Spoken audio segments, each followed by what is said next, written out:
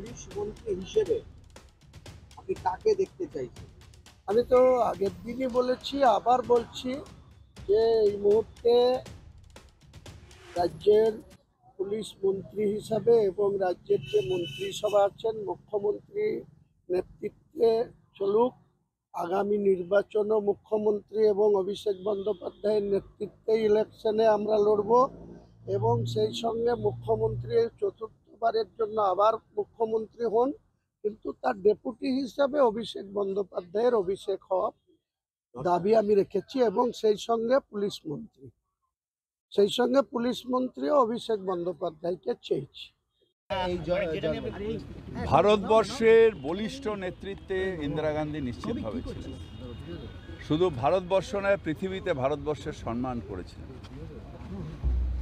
এরা of nationalisation, আজকে এরা অফ প্রাইভেটাইজেশন। তখন আমরা অ্যাকোয়ার করতাম, এখন আমাদের ভারতবর্ষ সেল করে যাচ্ছে।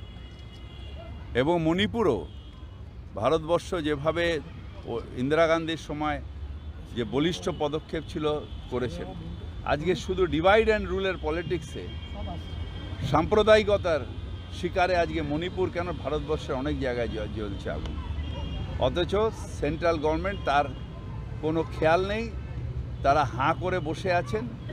তাদের নিজেদের সাপোর্টেড সরকার, তাদের নিজেদের অ্যালাই, তারা ফেল করছে। আর অমিত শাহ মিটিং, অলরেডি আমরা কলকাতায় বায়ু দূষণ নিয়ে যা যা স্টেপ তুলেছি, আমরা আগের থেকেই স্টেপ নিয়েছি।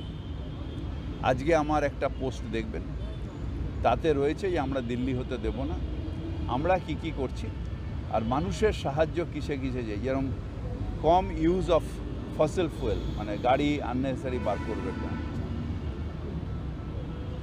পুরনো বাস এখন বেশি না চালানো উচিত। বাড়িতে রিপেয়ার করতে গেলে অন্তত কভার করে রিপেয়ার করুন। এই মানুষের কাছে এই সাহায্যগুলো চেয়েছি। আর আমরা যেরকম স্প্রিংকলার দেওয়া, ফগ মেশিন দিয়েছি। দু একটা পয়েন্ট ছাড়া কিন্তু এখনও আমাদের কন্ট্রোলের মধ্যে বায়ু দূষণ আছে। আসলে এখন না একটা অরাজকতা তৈরি হয়েছে। এটা শুধু এখানে না, সারা ভারতবর্ষ জুড়ে একটা অরাজকতা, একটা ইরিটেশন হচ্ছে মানুষের মধ্যে।